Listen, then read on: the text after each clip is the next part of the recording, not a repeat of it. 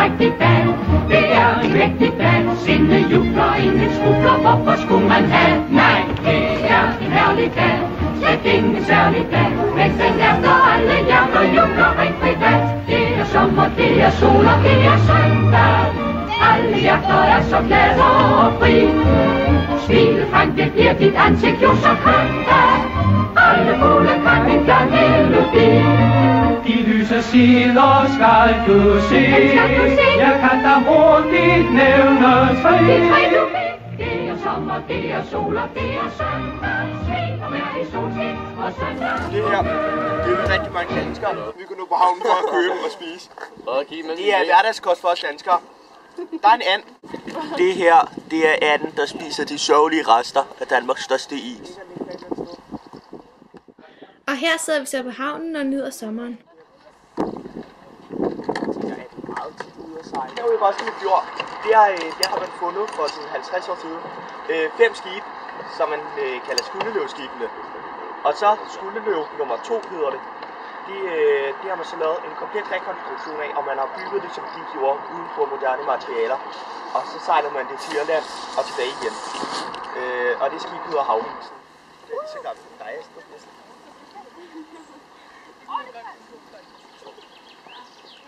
Det er byparken, det her.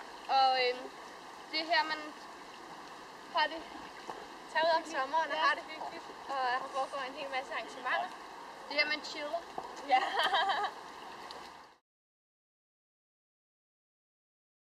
Her bag os, der har vi Roskilde Domkirke, som er en af Danmarks største kirker. Og her får I lige 5 fede facts om Domkirken. Ja, og Domkirken er 113,78 meter høj. Domkirken er faktisk den kirke, der har flest konger og dronninger begravet. 21 konger og 18 dronninger. Domkirken blev bygget i 1175 af Absalon. Og i 1995, der blev den optaget på UNESCO's verdensarvsliste. Den første konge, der blev begravet i Domkirken, var Svend II.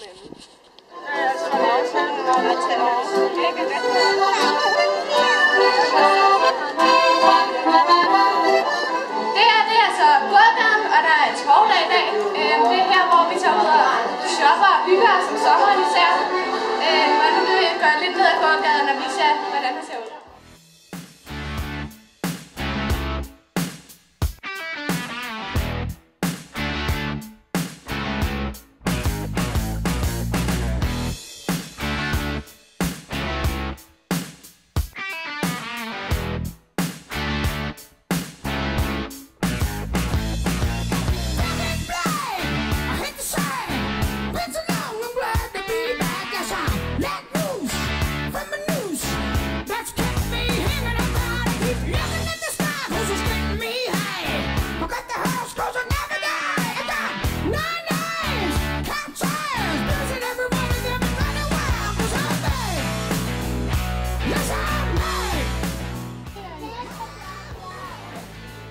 Det her, det er paradisis, og det er fantastisk is.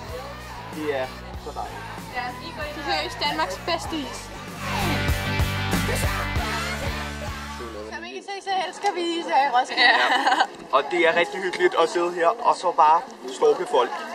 Det er noget, vi danskere vi gør. Smager du ikke alt lige så godt, så går vi ned på Rødstav.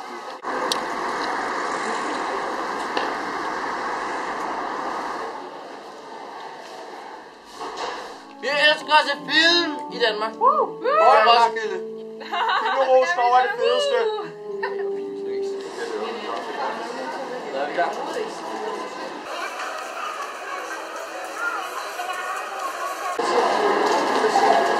Det her er mit hjem.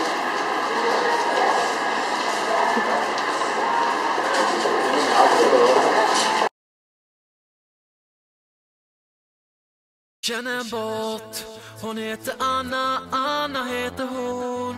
Och hon kan banna det så hårt. Det är det fedeste. Hon röjer upp i våran kanal. Jag vill berätta för dig att jag känner bort. Jag känner bort, hon heter Anna, Anna heter hon. Och hon kan banna det så hårt. Hon röjer upp i våran kanal. Jag vill berätta för dig alltid vaktar alla som är här och som ser till att vi blir utan besvär. Det finns ingen takeover som lyckas. Kom ihåg att det är jag som känner en bot som ingen annan slår.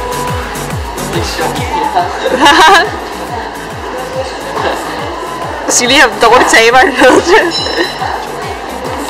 Han var helt god, mand. Gør noget.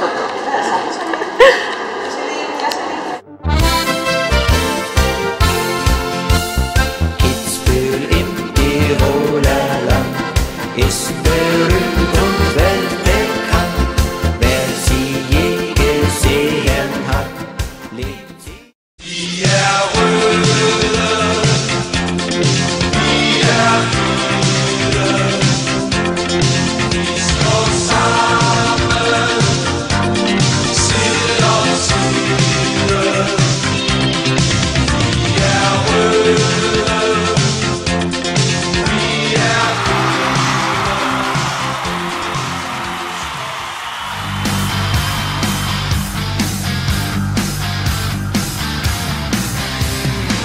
the saints are crippled on this sinner's night. Lost are the lambs with no guide. I believe I fly.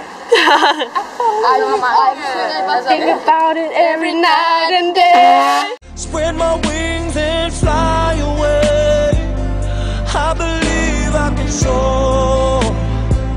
I see me running through that open door. I believe I can fly. I believe I can fly. I believe I can fly. This is the creep. When you're out at a club and you see a fly girl, do the creep and do the creep. And if you wanna make friends at the ATM, do the creep and do the creep.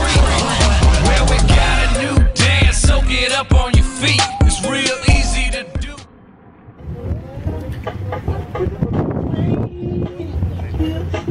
De fleste mennesker kan ikke sige Roskilde uden at sige Roskilde Festival. Roskilde Festival er igennem årene blevet et varemærke for Roskilde.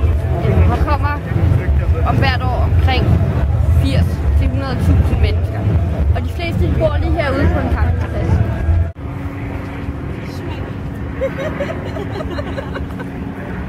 Det er søndag, og dermed den sidste dag af festivalen. Så de fleste folk er ved at pakke sammen nu og til hjem efter de dage med rimelig store mængder alkohol og musik og sådan noget. Men der er stadigvæk god stemning. Der er bare en lille smule mere rodet, end der plejer.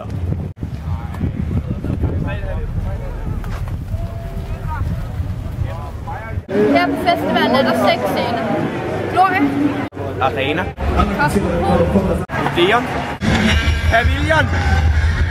og så selvfølgelig Orange Scene. Det er den største scene i hele Roskilde Festival.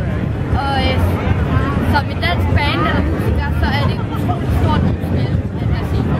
Jeg synes absolut det fedeste er, at alle folk er i fantastisk humør, og der er et fællesskab og solidaritet, som går ud over alder og herkomst. Så det er det umiskendelige lugt af mudder, pis, ja, og gamle madrester. Og så kommer man lugter til jorden. Stemning.